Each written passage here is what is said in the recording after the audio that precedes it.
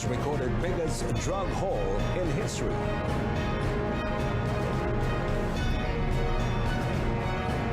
Bipartisan independent panel to advise Agong on emergency.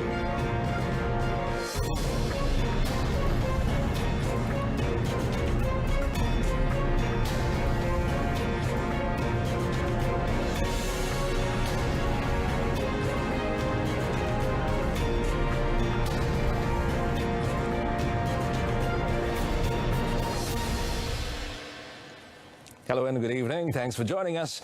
You're watching News at 10, and I am Mohammed Amin Carlos. Well, the Johor Police recorded their biggest drug haul after seizing drugs worth more than 201 million ringgit in a series of raids at 3 different locations in Taman Mount Austin and Taman Setia Indah. State Police Chief Dato' Ayub Khan Maidin Piche said 2 local suspects aged between 34 and 38 were also arrested during the operations. Explaining further, Dato' Ayub Khan said the raids at a factory and 2 rented houses were part of a follow-up investigation following the arrest of 15 individuals and seizure of 125.8 million ringgit worth of drugs last Tuesday. He said the police also seized chemical products, various machines and tools used by the syndicate apart from several vehicles, 5 million ringgit in cash, as well as 62 bank accounts with money totaling 1.23 million ringgit. Kita dapat mengesahkan bahawa sindiket ini telah beroperasi sejak 2018. Pada 2018, tuan, mereka hanya menghasilkan pil ketamin dan ekstasi, tuan. Dan bermula pada awal tahun 2020, mereka mula menghasilkan amin fine, tuan.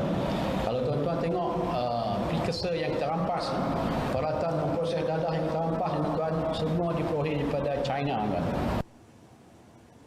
The suspects are in remand for 7 days to assist in the investigation under Section 39B of the Dangerous Drugs Act 1952. Well, several qualified candidates have been identified for appointment into the special committee dedicated to advising the young Di-Pertuan Agong regarding the state of emergency. Well, among the candidates are former Chief Justices, former Inspectors General of Police, social activists and several health experts who could provide useful input and advice to the King.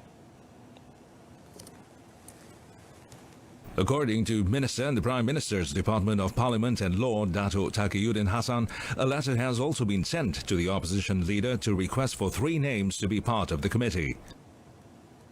Kerajaan telah bersetuju membentuk jawatankuasa ini dengan perkenan Yang di-Pertuan Agong dan akan dilantik oleh Yang di-Pertuan Agong seorang pengurusi dan sejumlah bilangan ahli jawatankuasa yang mewakili pelbagai pihak. He added that the formation of the committee will be done in a transparent and fair manner. Furthermore, Dato' Taqiyuddin reiterated that the recent proclamation of emergency is not politically motivated and was implemented to better manage the COVID-19 outbreak in the country. Previously, the King consented to the government's proposal over the formation of an independent committee comprising government and opposition MPs, as well as health experts and other related individuals. On Tuesday, Al Sultan Abdullah consented to the proclamation of emergency nationwide as a proactive measure to curb the COVID-19 pandemic. Meanwhile, the National Security Council MKN said the declaration of the COVID-19 emergency is necessary because the Prevention and Control of Infectious Diseases Act 1988 or Act 342 is no longer adequate to contain the worsening spread of the virus.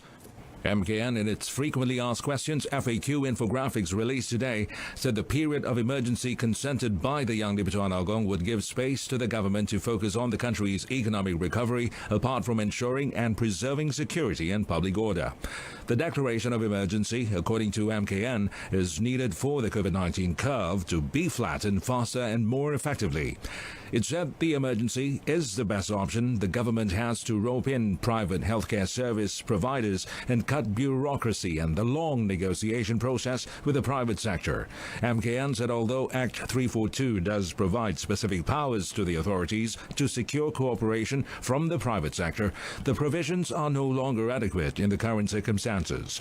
Further information on the declaration of emergency is available on the FAQ infographics uploaded by the MKN on its official social media platform. In another development, the list of industries allowed to operate during the implementation of the Movement Control Order, the MCO, will be restudied if the infection curve of the COVID-19 pandemic in Malaysia can be successfully flattened. International Trade and Industry Minister Dato' Sri Muhammad Azmin Ali said standard operating procedures, the SOPs, to curb the spread of COVID-19 may also be reviewed if the curve can be flattened. This, however, is subject to advice from the Health Ministry, the MOH. Kita harap mereka dapat memahami keperluan kesihatan dan keselamatan rakyat kerana pandangan Kementerian Kesihatan, salah satu langkah untuk membendung penularan ini adalah mengurangkan pergerakan, to restrict the movement of people. Jadi kalau kita boleh kurangkan jumlah mereka yang berada di luar rumah, itu dapat membantu kita. Tapi nak lockdown sepenuhnya itu juga merupakan satu kos yang amat besar kepada ekonomi Malaysia.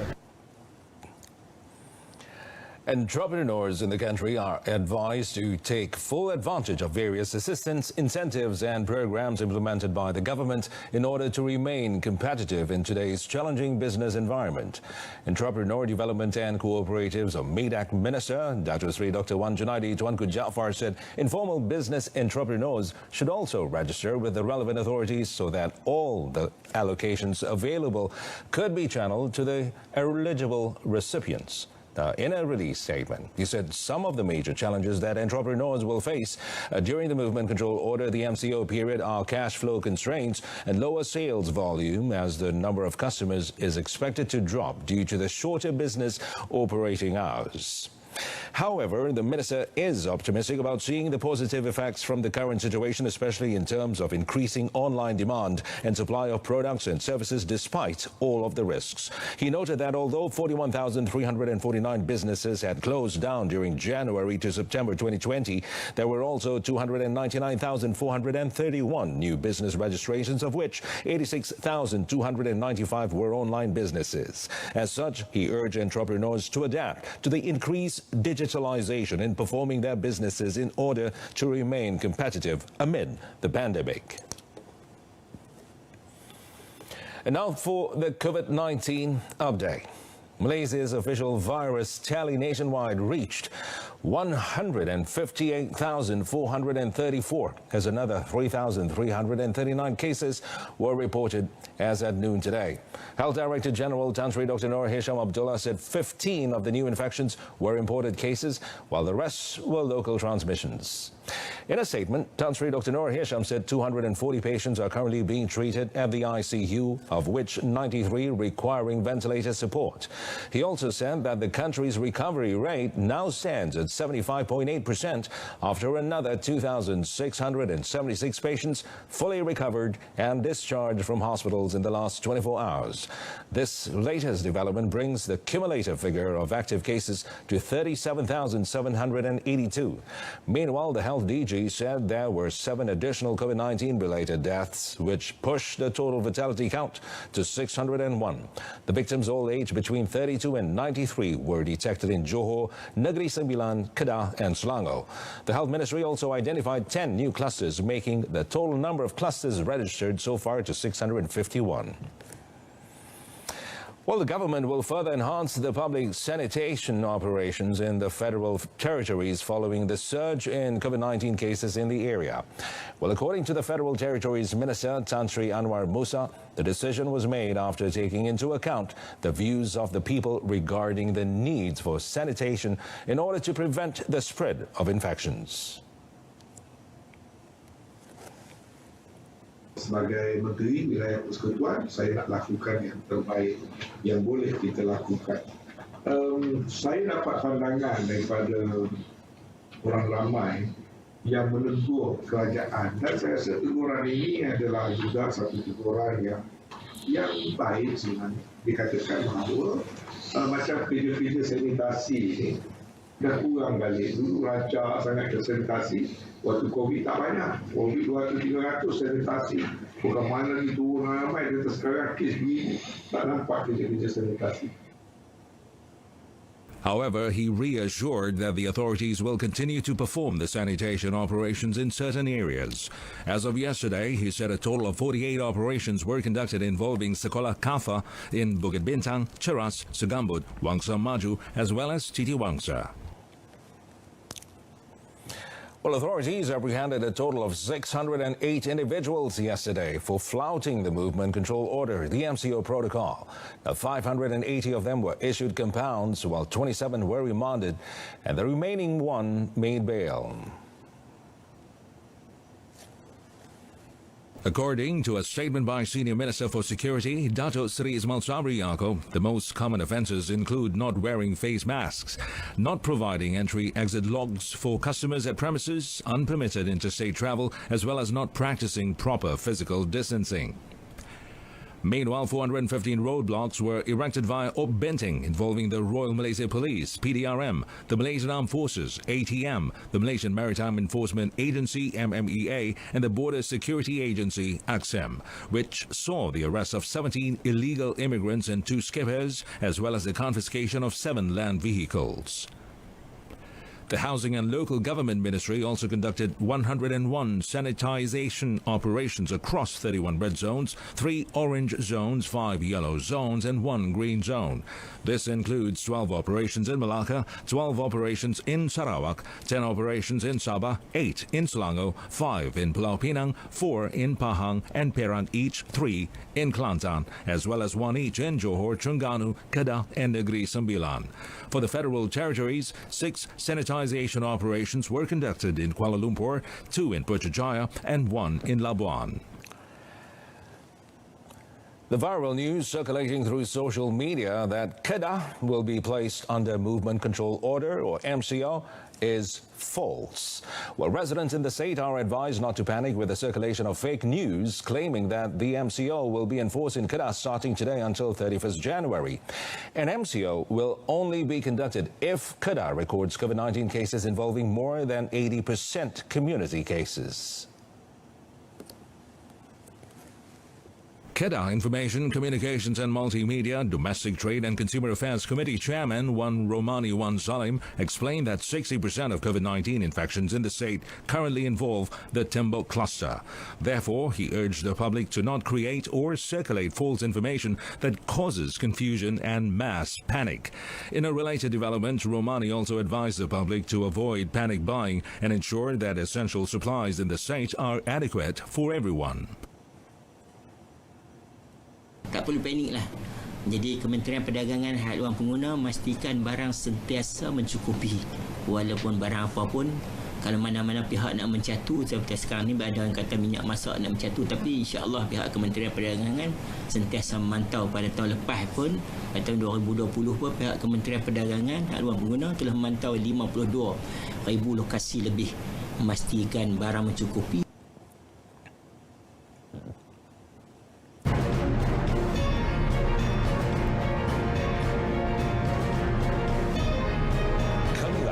Flood situation worsens in Sabah. Sarawak improves while Johor recovers from disaster.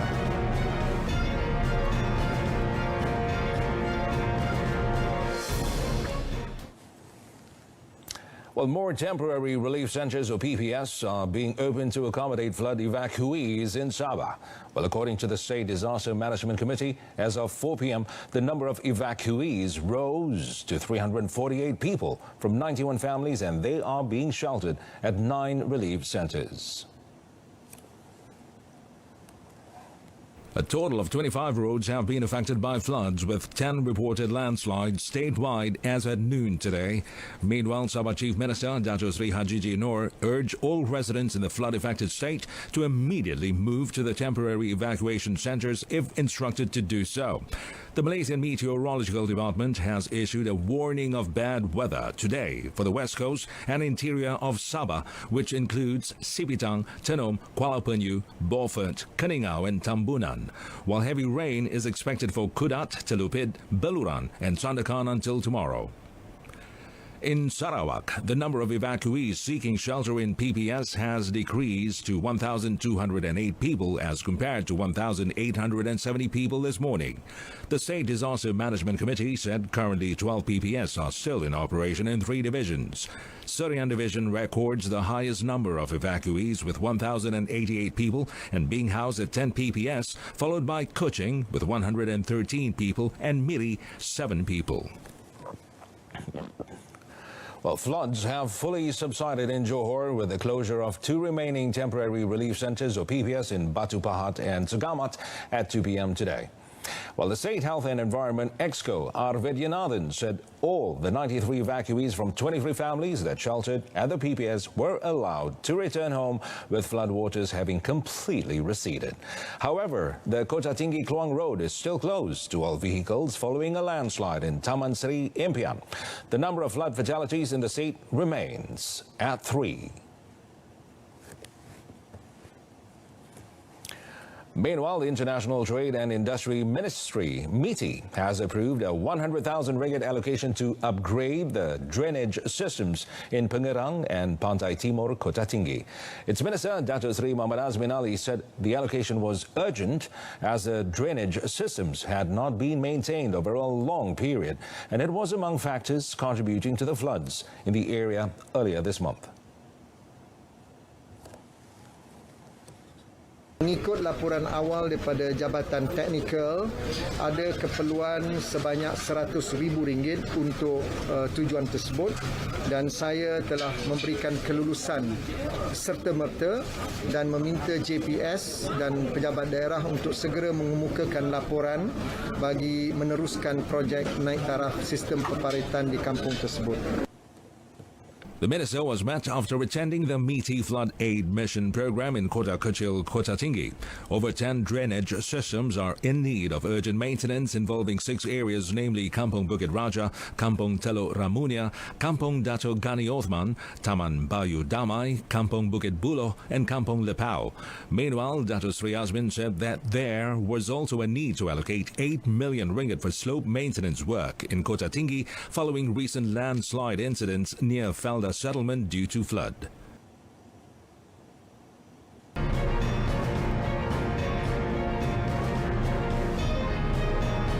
Coming up in sports, Vishem and Wee Kiong go down fighting in Yonex Thailand Open Final.